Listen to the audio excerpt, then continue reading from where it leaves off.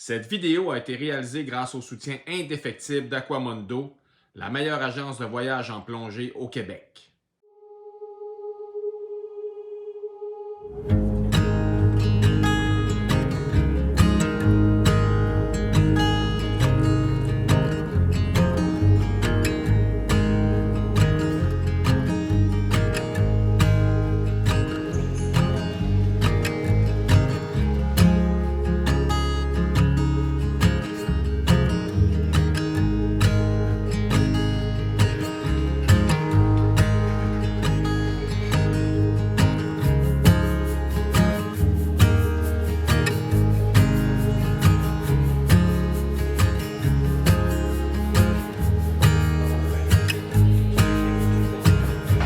Ça, les requins, on est sûr d'en voir.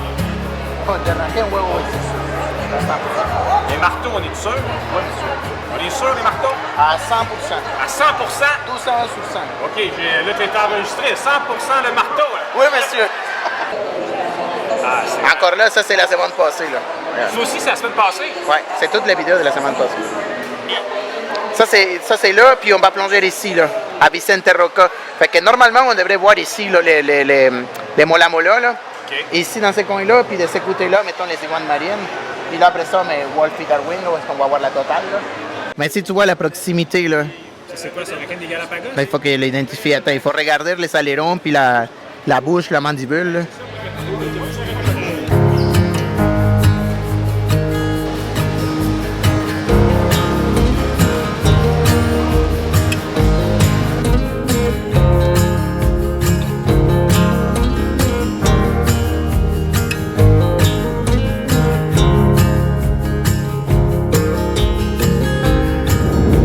Bon, ben les amis, le niveau de stress, il vient d'augmenter une petite affaire. Hein? Regardez bien ça. La meilleure façon de traîner en voyage un caisson sous-marin, c'est de même à ses pieds dans un avion. Donc, le personnel de bord a décidé que le premier vol, c'était correct, mon amanchure pour traîner le caisson. On respectait les normes pour les bagages. Mais le deuxième coup, ça marchait plus. Fait que là, il voulait envoyer ma caméra dans la soute. J'ai dit non, moi je retourne chez nous à partir d'ici. Pas vrai qu'on va envoyer ma caméra dans la soute. Non. Fait que là, on a été obligé de complètement vider la valise de la caméra pour l'avoir à l'intérieur dans l'avion. Puis là, ben, mes bobettes puis mes bas sont rendus je sais pas trop où. Là, fait que... Au pire, je vais être habillé pendant 2 semaines en patriote.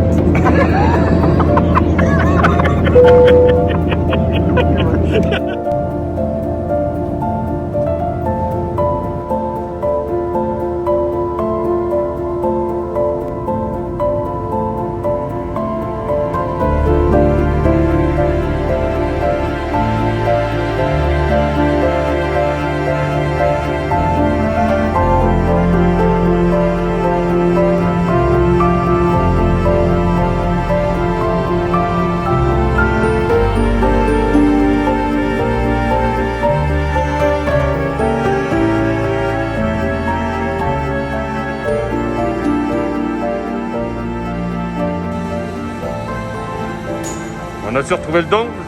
Oui, monsieur. T'as-tu tes papiers pour rentrer au Galapagos? Hein? Oui, monsieur. Bon. On a juste...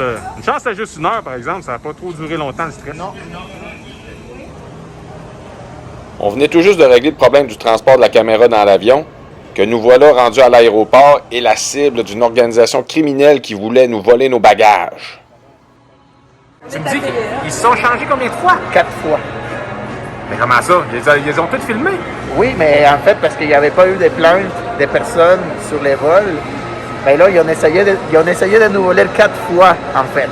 Ils ont essayé de me voler 4 fois? Oui, en partant quand on est arrivé, parce qu'ils nous ont vu. Vraiment un gros niaise. Quand ils nous ont vu, parce qu'on était une cible et qu'on ne savait pas trop quoi faire, ils ont tout enregistré dans les caméras de surveillance. Fait que là, les autres, ils l'ont vu, genre, avec. Ils m'ont montré toutes les photos, là. Je peux-tu les avoir pour ma chaîne YouTube, ces photos-là? Il me dit, la seule chose qu'ils ne sont pas capables d'échanger, c'est les bottes puis les pantalons. Mais il dit, c'est les mains. Il dit, oui, ils sont toutes les mains. Fait qu'ils nous suivent depuis qu'on est dans l'aéroport. Fait que là, c'est ça, ils sont pas partis encore, puis ils sont en train de le suivre de l'autre côté aussi. Fait que présentement, il y a la police de l'autre côté en train de le suivre. Fait que là, il a pris un sac. Ils m'ont montré la vidéo où est-ce qu'ils font 4 tours pour nous suivre depuis le début. Fait qu'ils ont fait 4 tours ici, ils étaient là, c'est tout montré là. Fait que là, les gars ici, c'est une, comment on appelle ça, une organisation qu'on perd de même avec des vieux. Et que ça fait plusieurs vieux qu'on les a mis en prison pour faire ça. Puis qu'eux, ils spotent les petits sacs parce qu'ils pensent que dans les petits sacs, c'est toutes les choses de valeur qui sont. Ben, il avait pas mal misé parce que c'était son portefeuille, son passeport, puis tout qu'il y avait là-dedans. C'est ça, fait que les autres, ils vont pas aller sur les grands valises, ils vont sur les sacoches. Bon, j'aurais dû amener ma grosse malle de caméra. Ben, ça fait au moins genre. Fait qu'ils recrutent des personnes âgées, eux autres. Ouais. Cette organisation-là. Fait que là, c'est pour ça qu'ils restent ici, parce qu'ils sont comme obligés de ramener quelque chose, là. Exactement. Puis, c'était quoi leur hypothèse sur le sac qu'ils nous ont laissé, là? Ils ont probablement brûlé ça à quelqu'un, ils l'ont vidé, puis ils ont rien à faire avec ça, là. Mais pourquoi ils nous l'ont mis dans notre panier? Hein? Pour te distraire à toi. Ben ouais, mais elle me distrait pas, ça. J'étais déjà assez distrait, moi, l'histoire du bonhomme, c'était bien en masse. La première seconde. Oui, là, moi, tu écoutes. Ils sont ben trop raffinés, qu'est-ce Sérieux, moi, j'ai vraiment le tour d'attirer un drôle de monde. Je m'arrive tout le temps des drôles d'affaires. Ah, j'ai tout le temps eu une espèce de réputation d'attirer les fous du village qui viennent me jaser tout ça. Puis je pensais que c'était encore ça qui arrivait aujourd'hui. J'étais assis juste de l'autre côté de la banquette, puis là, on avait vraiment toutes les bagages. Là, si on regarde tout, il y a vraiment énormément de bagages, comme ça. Fait qu'on attirait beaucoup l'attention. Puis là, il y a un bonhomme qui est venu me voir. Il me demande « Paris, Paris! » Je suis comme à Paris. France, France. Je dis, non, je viens pas de France, je viens du Québec. T'sais, oh, anglais, anglais. Je dis, non, là, pas anglais. Québec, on parle en français, français. Puis là, je me disais, bon, il était bizarre, le bonhomme, mais je me dis, j'ai encore réussi à attirer le fou du village de Quito en Équateur. Puis, pendant qu'il me parlait, tu sais, il fini par me faire un fist bump, puis, tu sais, c'était bien heureux, le bonhomme, avec moi, tu sais. Mais, pendant qu'il me parlait, moi, je le regardais par là, puis, où je suis présentement, il y a un autre bonhomme qui est venu, puis il a ramassé le sac. Il a ramassé un sac sur un des chariots, puis il est parti avec le sac. Et là, heureusement, dans notre groupe, on a un gars, un plongeur qui vient du Brésil, puis qui est habitué à ces scénarios de voleurs-là. Ça fait qu'il l'a rattrapé, puis il est allé chercher le sac. Fait que, il a été capable de récupérer le sac de Patrick, qui est un autre plongeur avec nous autres, même nom que moi. Puis, sérieux, une chance qu'il l'a rattrapé parce que le sac que le type avait pris en disant que c'était une erreur, ben, tabarouette, Stifie, là-dedans, il y avait son portefeuille, son passeport, il y avait tout. Fait que, on a été quand même chanceux. Et j'ai perdu encore un peu plus de ma naïveté eu égard à cette humanité. Hein, moi, j'ai confiance. Pas de voleur, on est 10, puis il y a du monde qui surveille. Mais non, il avait réussi à trouver le plus naïf de la gang, fait que, comme ça qu'il était capable de prendre un sac. Mais tout est bien qui finit bien pour l'instant. On va espérer qu'on n'aura pas d'autres mésaventures de ce type-là. Là, le défi qu'on va avoir, ça va être vraiment de se relever d'à peu près 2 nuits blanches. Ouf, moi là, je suis vraiment, vraiment brûlé, fatigué. Puis là, on prend un autre vol. Demain matin, on s'en va à Guayaquil. Puis après ça, on traverse aux îles Galapagos. Puis là, on va enfin pouvoir dormir.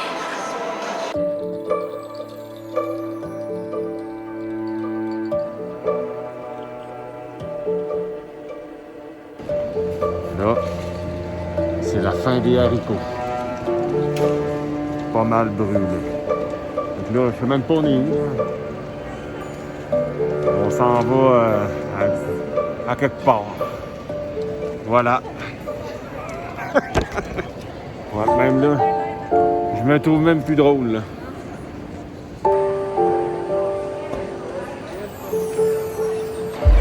Bon, on va être encore mal pris avec les bagages.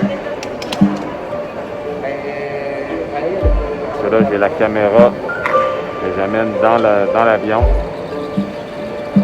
Ça a l'air de gosser. Je m'ostine plus. Je comprends plus rien. Je fais juste ce qu'ils me disent. Il ne faut pas que je fasse écraser le caisson. Alors voilà.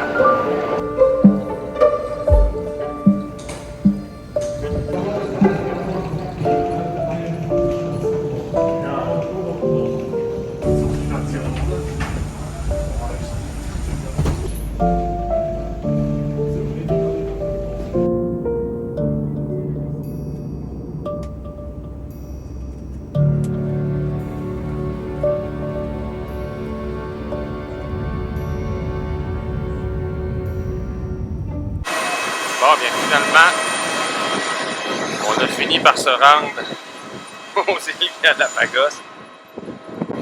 Non sans mal, non sans avoir souffert énormément. Ça nous a quand même pris un bon 24 heures, pas loin de 30 pour arriver ici. Mais c'est enfin chose faite.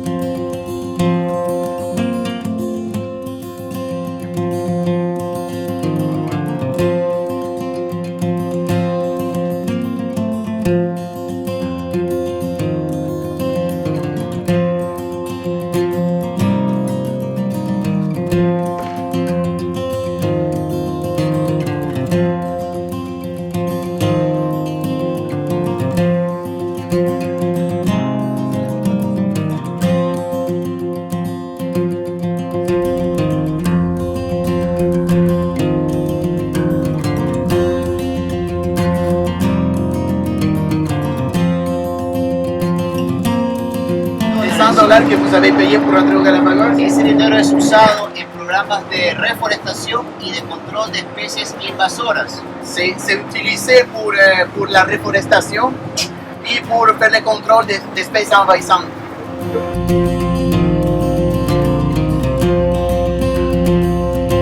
Toutes les îles sont pareilles, sauf que l'altitude est différente. Par exemple, à l'île de San Cristobal, mais c'est 900 mètres d'altitude. C'est pas 1300. C'est ça. Vous commencez à voir déjà là, les arbres là, beaucoup plus. Il va y avoir des petits trésors là-dedans.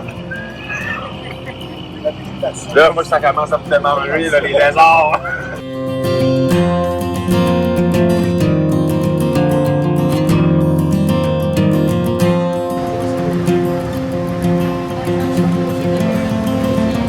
Des raies tabarouettes. Puis là, les amis, on est quand même OK, là. Ah, mais il y a des black tips. Non, ça, c'est des black tips, les... C'est des Galapagos. C'est requin de Galápagos. OK. Il y a comme 14 requins. Tabarouette. Là, il faut pas que j'échappe mon cellulaire dans l'eau.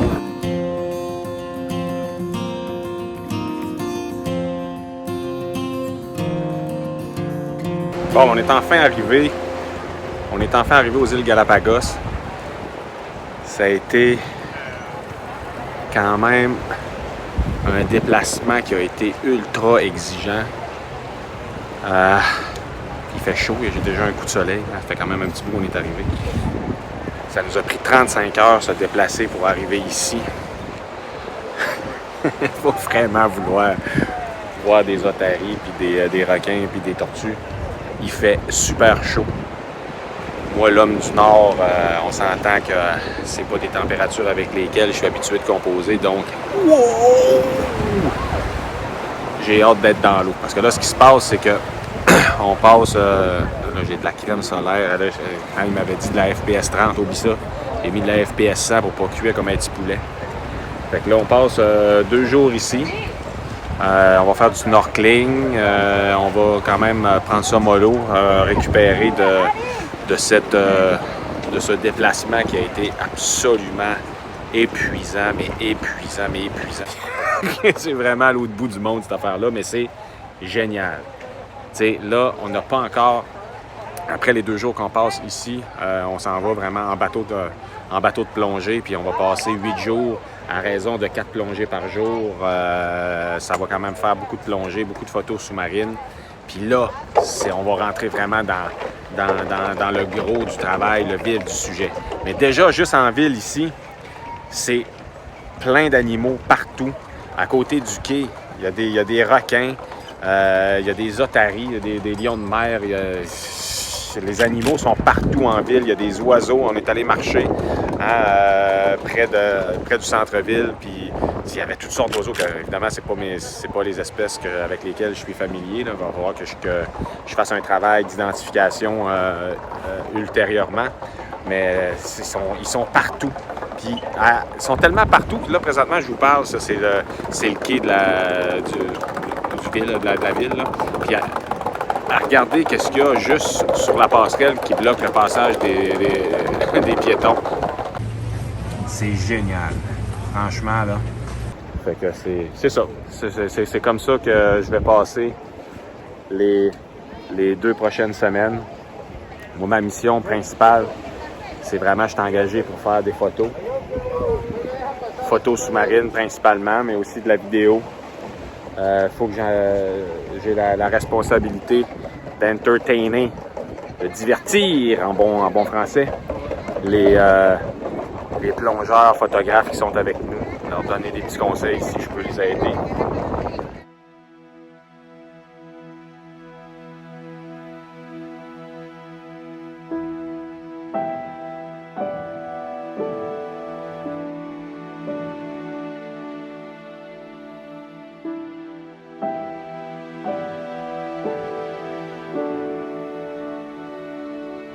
C'est complètement hallucinant. Ça fait à peu près 1 minute que je suis arrivé sur la plage. Puis déjà, il y a une espèce d'ibis qui est juste devant nous avec des genres de bécassos. Là, ça va me prendre un guide pour être capable d'identifier tout ça. Mais en plus, c'est que pendant que j'étais en train de photographier... Là, j'ai de la sueur dans les yeux. Pendant que j'étais en train de filmer, de photographier ces oiseaux-là, je sentais une présence à mes côtés. Regardez ce qui s'est présenté à côté de moi. Un iguane marin qui est venu à quelques pas de moi. Là, ici, aux îles Galapagos, la réglementation, c'est évidemment de ne pas nourrir les animaux, pas les toucher, pas les nourrir. Puis de garder une distance de 2 mètres. Mais évidemment, si c'est l'animal, c'est comme dans le Saint-Laurent. Là, si la baleine vient à toi, ben, tu peux rester là. Ben, si c'est pas une espèce menacée, là, tu peux rester là. Puis ben, l'iguane, si c'est lui qui vient te voir, ben, t'es pas obligé de... Tu peux rentrer dans le 2 mètres, là, si c'est lui qui s'approche. Mais quand même, de quoi, il y en a partout, là.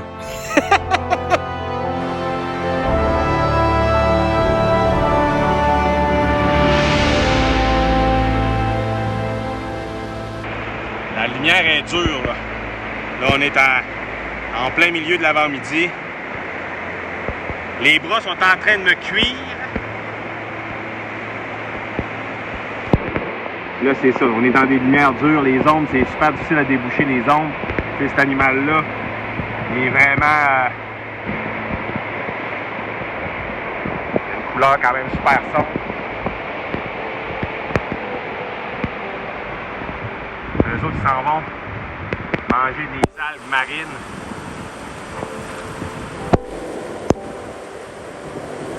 Tabarouette, hein? C'est quand même pas plate, là. Ils sont pas super habiles dans l'eau. Je pense qu'il va être meilleur quand il va nager. Là, j'ai perdu mon groupe, évidemment. La guide, elle m'a abandonné. Elle a décidé que je suis peine perdue. Bon, moi, je suis censé m'occuper des photographes. En fait, c'est ce que je fais. Je suis avec Jean, qui est là-bas, avec un iguane. Puis, je m'occupais aussi tantôt, je les accompagne, je les entertain. J'étais avec Céline, et on fait de la photo. C'est sûr que tous les petits briefings et les petits laïus de la guide pour nous expliquer les îles Galapagos, je dirais que je les manque à peu près tous parce que je traîne en arrière avec des animaux pour faire des photos. Mais c'est quand même Tantôt, on était dans un couvert forestier. C'était quand même plus facile parce que, évidemment, les arbres faisaient de l'ombre. Là, ici, il n'y a pas d'ombre, là. Fait que les iguanes marins, avec la peau noire, quand même difficile, là. Pas évident.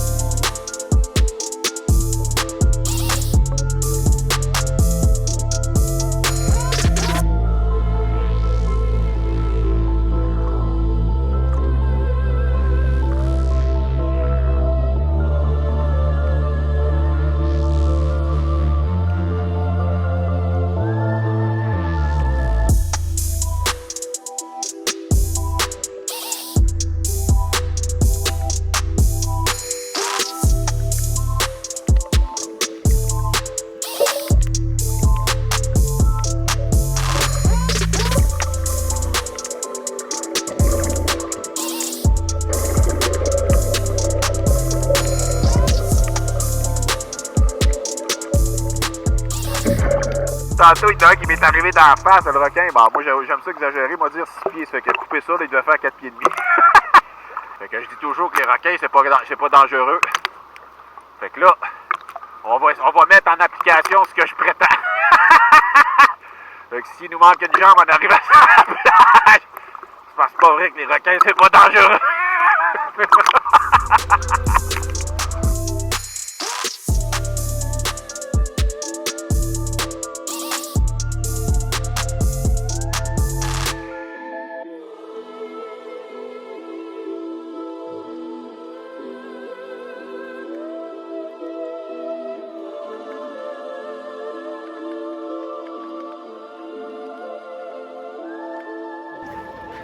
Bon, ben, c'est que j'ai accompli ma mission du jour. On était ici sur une plage proche d'une mangrove avec des palétuviers. Puis c'était pour plutôt se reposer de l'arrivée ici aux îles Galapagos qui nous ont exigé une énorme dose d'énergie. Ça a pris environ 30-35 heures pour s'en venir ici. Ça fait que le groupe était fatigué. Puis aujourd'hui, on avait prévu prendre ça bien mollo, la plage, puis un peu d'apnée.